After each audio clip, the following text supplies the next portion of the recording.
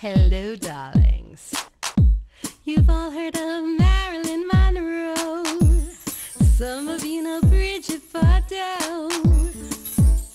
Well, now it's time for the Cognac Show. Limousines drinking the finest champagne, wearing furs, dazzling diamond jewelry. A girl can't complain. I live the upscale life, dining in the finest restaurants, eating the best caviar for free. And no matter how much I enjoy myself, they can't.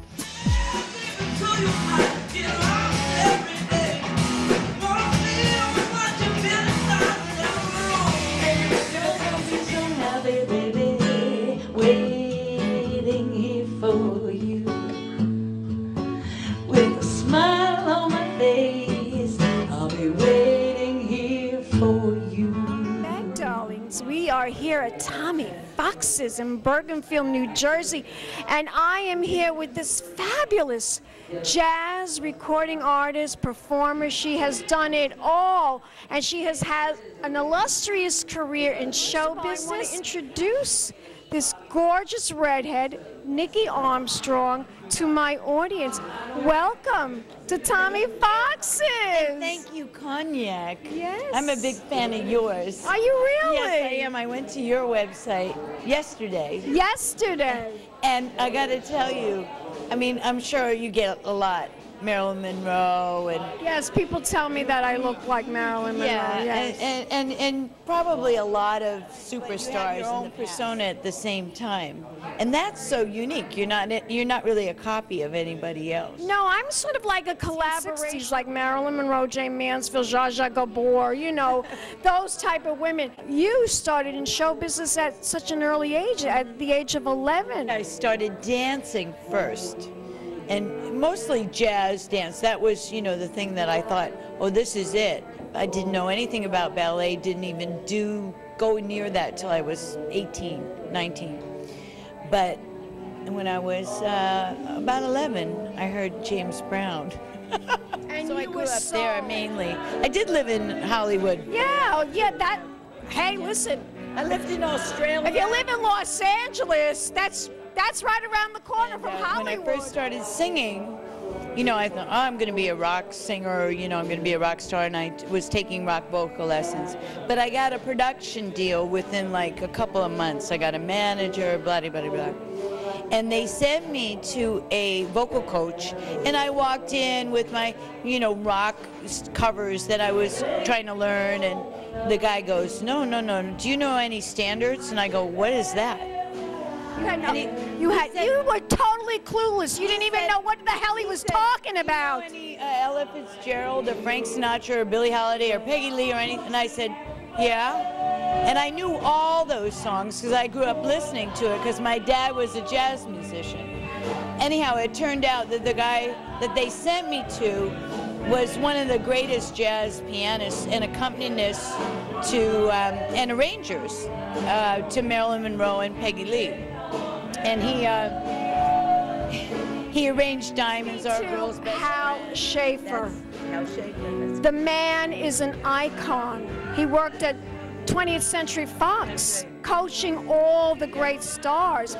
These were people, I mean, I read some information about him, and I know a lot about him because I'm a bug about Hollywood.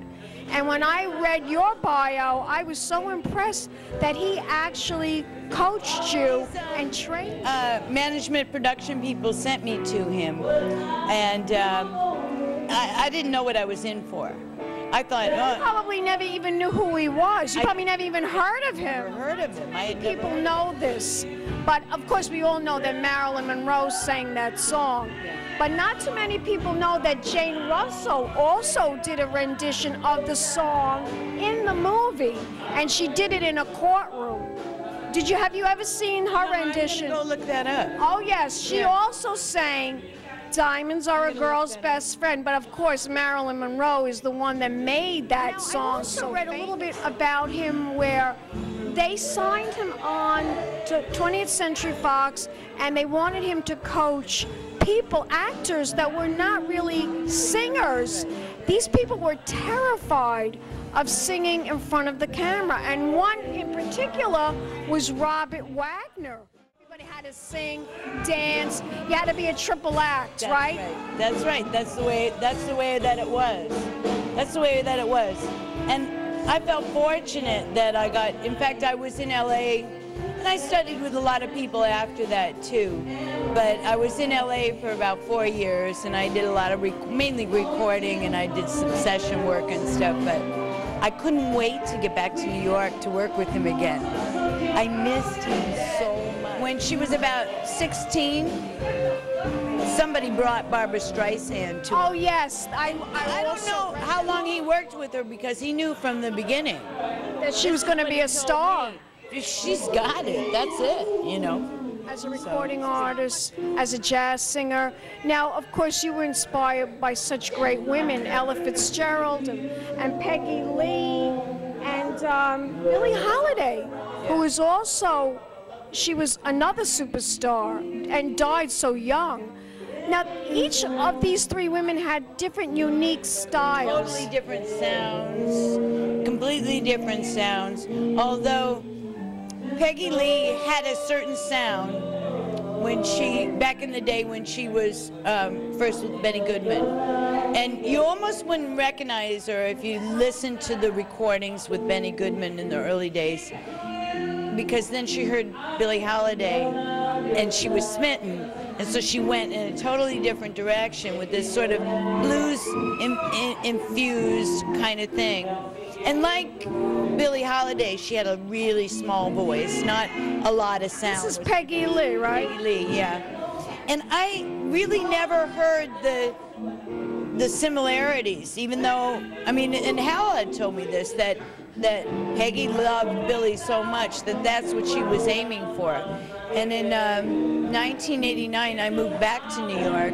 She wanted to emulate her. Yeah, and Peggy, it was one of her last concerts. Remember the place, the Supper Club in Manhattan? Yes, yes, I remember that place. She was doing a concert there, and I'm like, oh, I have to go. It was a tribute to Billie. You started working as a DJ in 2007. Yeah. Now, are you still doing that? Yes, I am. Tell my audience a little bit more about that. WFDU-FM, and that's WFDU.FM. It's on the internet, and it actually now we rebroadcast the shows for 2 weeks online. I'm on a format called Across the Tracks, which is basically a blues format. My show's called Blues in the Grooves. So I play a little bit of everything. I'll play the rockier side of blues all the way to the jazzier side of blues and everything in between.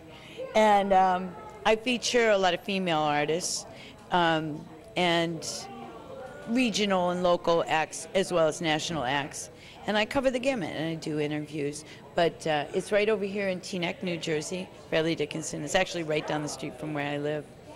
And I love doing that. You love being a DJ. You love doing it on radio, right? I love doing that. In fact, tonight we just had our annual dinner, meeting, party. And I see that you look very glam. I love what you're wearing. You look beautiful, very glamorous.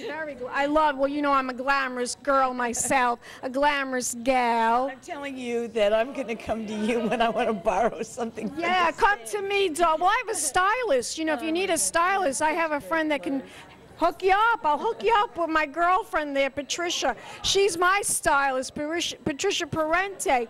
So, and also you perform. That's right. Very heavily in this tri-state area. Right. Tell my audience where your next performance is going to be. And this is pretty regular. I've been at Lucille's at B.B. King's for like the last 7 years, so I'll be there on Saturday night. B.B. King's in Manhattan. Yeah, B.B. King's Blues Club on 42nd between 8th and 9th. I love it. I love the place. I love the club. That's fabulous. And of course now you're working with GodEntertainment.net. And if you want to book Nikki Armstrong, this beautiful, sultry jazz singer, you go to GodEntertainment.net. But back to Nikki. Nikki, what's next for you? What do you aspire to do in your future? I hope to be doing all original recordings. I mean, I wouldn't mind throwing some covers in there, but I'm a songwriter. And I think probably more than anything, that's what I am. I mean, I'm a performer. I love performing. I mean, you just can't get me off the stage. But what I do best, I think more than anything, is songwriting. So I hope to get started really getting my stuff out there. Well, as we say in show business, break a lovely leg. Are you going to give me a kiss goodbye, darling? Mwah. Mwah. And don't forget, if you want to book Nikki, go to godentertainment.net. We'll be back in a moment, darlings, with more celebrity interviews at Tommy Fox's in Bergenfield, New Jersey. Pink champagne kisses. Blonde, fabulously dressed to impress. One of a kind girl. This has been a Crybaby Productions, darlings.